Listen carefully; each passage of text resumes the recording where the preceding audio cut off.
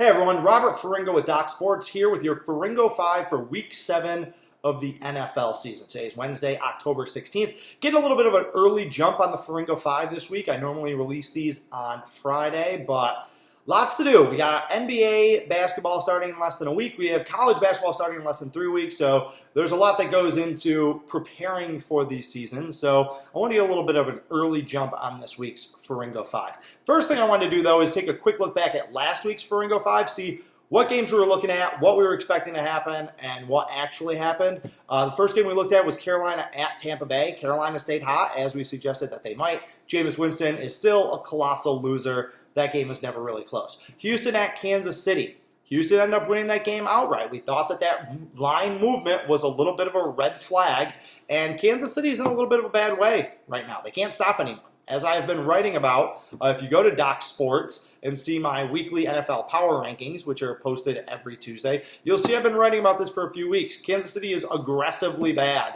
on defense, and they were terrible again last week. So that line movement was an indicator.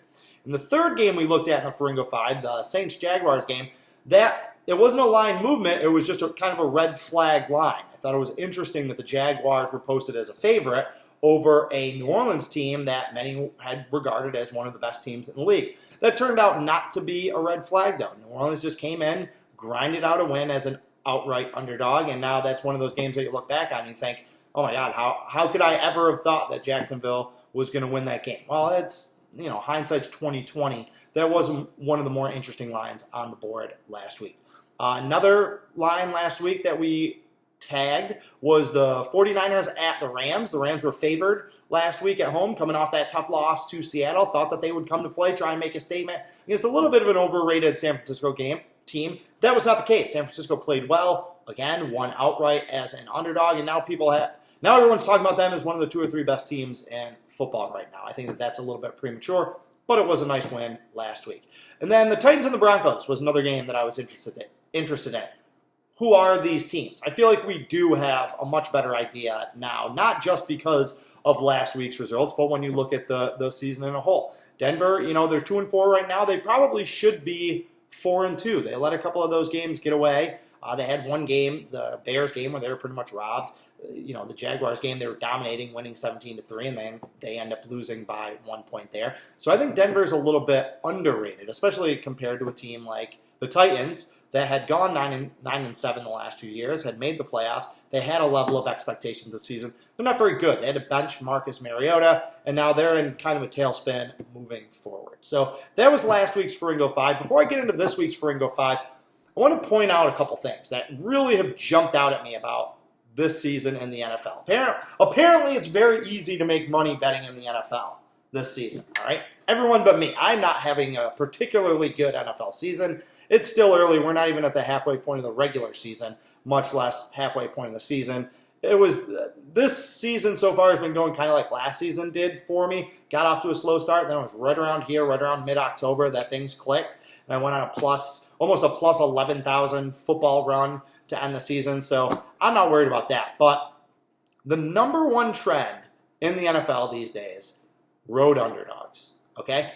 Not only that, you can pretty much bet on every road team or bet on every underdog each week, and you are absolutely cleaning up, okay? Underdogs in the NFL this season are 57-34-1 against the spread versus the closing line. That's a 62.6% success rate, underdogs over favorites, okay? That's astronomical. That's completely unbelievable, and honestly, it's completely unsustainable. All right, normally it's never at 50-50 for underdogs and favorites, but usually you'll see one of them around 52-53% for the year. You never see either the favorites or the underdogs covering at a 60% rate through the entire season. Right now they're at almost 63%. Exact same record for road teams. Road teams are 57-34 against the spread this year. Identical record, all right? Road teams in the NFL this year actually have a winning record straight up. Road teams have won 55% of the games this year. I believe they're 50-41 this season. There's no home field advantage apparently anymore in the NFL. And that leads us to the number one trend through 6 weeks of betting in the NFL this season. Road underdogs. Combine those two successful subsections and you have a 42-19 record against the spread, against the closing line. Road underdogs, 42-19 against the spread so far this year. That's a 68.8% success rate. Road underdogs are hitting 69% through 6 weeks. Okay, again, this is so beyond the pale, so beyond the norm that it is unbelievable.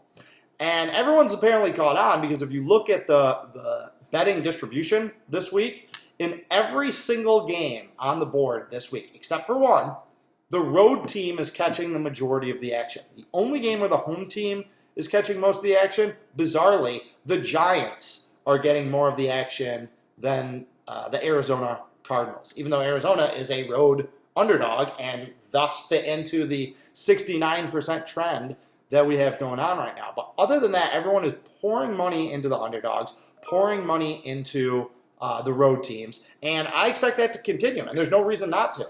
All right, right now it's a trend. It's unsustainable throughout the rest of the year, but you don't want to be the first guy to jump in front of that train right now. You ride it until it starts to go the other way. All right, so anyway, just wanted to point that out to you. On to the Ferringo 5. I'll try and keep this a little short and sweet. These are 5 games that I'm looking at or that I am intrigued by on the NFL schedule. These are not 5 games that I'm betting. These are not my 5 favorite plays. These aren't even the 5 best games of the week. These are just things that jumped out at me when I was scanning the board earlier this week. The first is obviously Kansas City at Denver. Okay, Kansas City is in a bad way. They can't stop anybody. Their defense is, as I mentioned, aggressively bad. And it's really sad to watch this team right now because as talented as Patrick Mahomes is, as amazing as Andy Reid is, you look at this team, they have absolutely a 0% chance of winning a Super Bowl and probably less than a 2% chance of winning the AFC. I don't care how good they are. I don't care about the hype coming into the season. You can't win with a defense that's that terrible. Okay, the last 2 weeks, their opponents have held the ball an average of about 39 minutes a game on offense. That's incredible. Can Denver do that? Can Denver control the ball and the clock against this Kansas City defense? Also, Denver's defense, after that slow start, they have gotten things together. They forced 3 turnovers in each of the last 2 weeks. Vic Fangio is a defensive mastermind, so it's only a matter of time. Is that going to continue on a short week at home against Kansas City? This number opened at 4.5. It has been bet down to 3. So people are, just like last week when they were at home against Houston, sharps are pouring money against the Chiefs right now. Are they really going to lose 3 in a row, though? We will see. All right, the next game is Houston at Indianapolis. Really big showdown against obviously the 2 best teams in the AFC South. Winner is going to have the inside track to this division. Houston is the road underdog, but they're only getting 1 point in this game, Indianapolis, which tells me that the books think that Houston is the stronger team right now because Indianapolis is not even that token 3-point underdog, even though they have owned the Texans in the last few years, and they're coming off a bye week, and they're at home. So you got some things pointing to the Colts right now. You got momentum with Houston. How is that going to play out in the AFC South? Next game that jumped out at me was Oakland at Green Bay. All right? Talked about Oakland a little bit, written about them a little bit. I don't want to say I've been high on Oakland this year. I haven't been. But I have definitively said that the Raiders are much, much better this year than the dumpster fire that we saw last season. And we are seeing that play out, okay? They're running the ball a lot. They're establishing a physical identity on both sides of the ball. They've been dealt some injuries and some off-field issues, obviously. Imagine how good this team was if that trade had worked out. If Antonio Brown wasn't a nutcase and wasn't a psychopath and was on the field performing at Antonio Brown levels, think about how dangerous this Raiders team would be right now. Also coming off a bye, but they're on the road for the 4th straight week, going to Green Bay, who incidentally is on a short week after that emotional Monday Night Football comeback win. They've had some injuries that they've had to deal with. They're down to pretty much no playmakers on offense, not named Aaron Rodgers. How is this one going to play out? This number opened at 7. It's already down to 5.5. And like I said, the majority of the action, over 60% of the action, I believe it is, I think it's around 61, 62% of the early action, is on the Raiders. Who saw that? Who saw the majority of the public in Week 7 taking the Raiders in Lambeau Field? I mean, Green Bay's 5-1, and the number's still moving against them with the Raiders, a team that's been completely irrelevant and that has been pathetic at the window. I believe they're 21-40 against the spread over the last 61 games after a win. So that's a game that I'm gonna have a close eye on to see how that plays out. Next, we have Baltimore at Seattle. Two very tough, rugged, physical teams with one of the higher totals on the board. The total in this game is around 50-50.5. And why not? They've both been two of the higher scoring teams in football right now, despite their run-first, rugged mentalities that both of these teams have.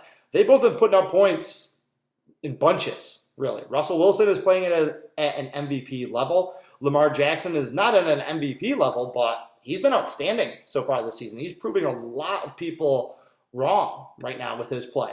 Is that going to continue? Seattle has been, honestly, they've been kind of hit or miss at home. They've been better on the road this year, but they still have that massive home field advantage up in Seattle. This is a long trip for Baltimore. I think this is going to be a great game between two legitimate contenders in their respective conferences.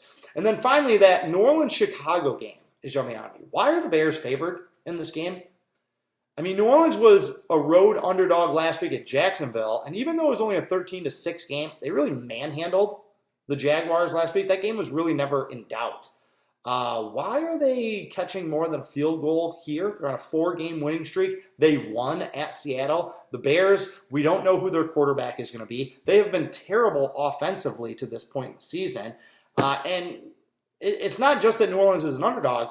This number is at 3, going to 3.5 at several books. So we're getting New Orleans, above a key number here. And not surprisingly, almost 77% of the early action is on the Saints.